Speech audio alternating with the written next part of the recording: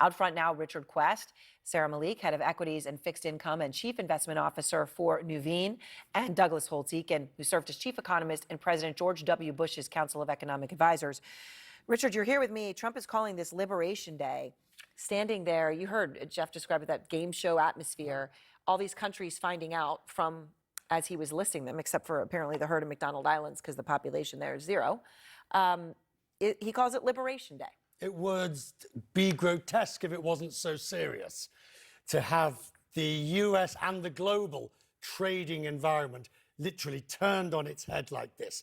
There is no doubt, and let's be clear about this, there is no doubt there is a kernel of truth in the fact that the US has been taken advantage of over many years, and that needed to be addressed. The president is right, but you don't do it this way.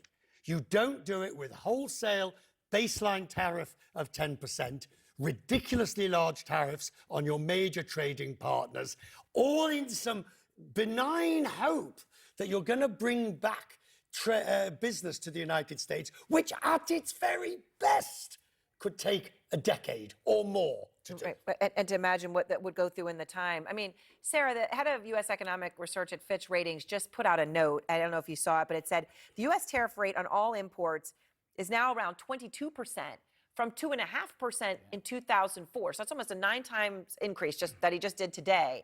But then they point out that this rate of tariffs was last seen in 1910, obviously the E for the U.S. of the First World War. I mean, how do the markets react to this, Sarah? Well, poorly. We're seeing markets down over 3% after the close today. To summarize Liberation Day, tariffs were much bigger than feared. We think the effective rate for tariffs is actually close to about 25%. The good news is we did get another piece of the puzzle today for tariffs, but the bad news is it creates a lot of uncertainty. So 3 buckets we're looking at for tariffs. Number 1, the 10% blanket tariff across the board. Number 2 is that reciprocal tariff, and this is where the issue is for the markets. The reciprocal tariffs are not only against direct tariffs from other countries against us, but it's also including indirect tariffs from other countries. So it's a much bigger number than markets expected. And then third, of course, is sector tariffs in areas such as autos. So what you're seeing here is a potential haircut to GDP for 2025 of about 3%. Markets trading down a little bit over 3%. And so where we go from here is probably increasing focus on the economy and whether we're going to hit a air pocket, a short-term shallow recession, or a stagflationary period. All of which is sort of dumbfounding that we're here, Doug. And to this, we do have some breaking news. We talk about reciprocal. So Mexican President Sheinbaum has just said she will come out and she will announce Mexico's response tomorrow at 2 o'clock. Okay, so I mean, just saying that she did this. This came out from Mexico minutes after Trump's Treasury Secretary said this. My advice to every country right now is do not retaliate. Sit back. Take it in, let's see how it goes, because if you retaliate, there will be escalation. If you don't retaliate, this is the high water mark. Doug, what's been unleashed here? Well, probably my worst fears, to be honest. This is much bigger than anyone expected. This is, Smoot-Hawley territory in terms of the size of these tariffs. For perspective, the U.S. Congress is working like mad to avoid a sunset of the Tax Cuts and Jobs Act because a $425 billion tax increase next year, it will knock the economy sideways, if not into a recession. And this is much bigger than that, and doing it right now. And so the risks are enormous. And that's just what the president announced.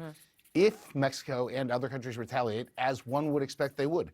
They saw him in 2018. They watched him on the campaign trail. They've been planning this. They've got the U.S. farmers in the crosshairs, and they're going to retaliate on our most productive sectors. And if the response is going to be even higher tariffs, it's a bigger self-inflicted wound. It's also a bigger wound on the global economy.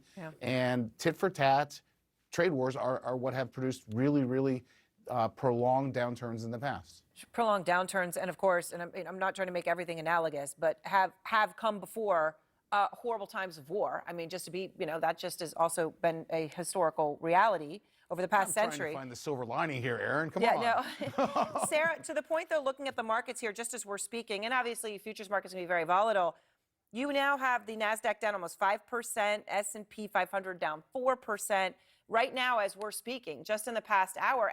And just to emphasize, this was announced after the markets close. I mean, how does something like this settle? It's not as if, okay, tomorrow everybody can just get used to this is the new world order. This is what it is. It's incredibly uncertain.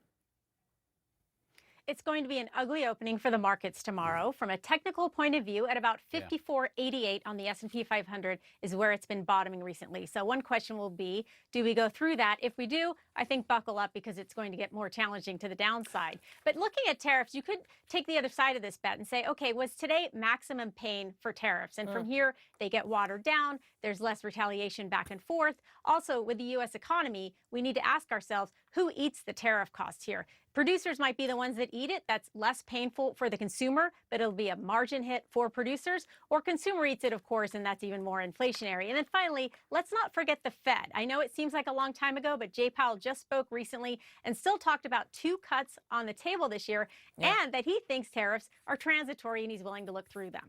Although I think he mentioned, and don't even ask why I remember this. I feel like I forgot a lot lately. He mentioned the word tariff 36 times, Richard, in his press conference. He did. They're terrified about it because we don't know how. Look, tonight, in about 3 hours, the EU president, Ursula von der Leyen, is going to speak and give her initial reaction. It'll be 11 o'clock at night here, middle of the early morning over there. They're going to retaliate in some shape or form. She has to.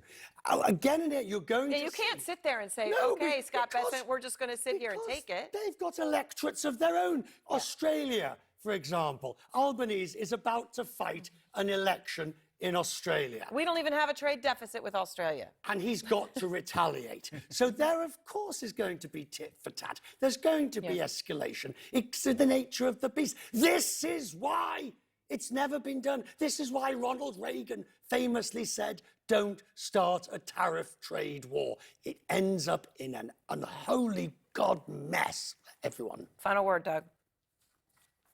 Well, just think about this. Somehow, the tariff policy of the United States has managed to unite China, Japan, and South Korea.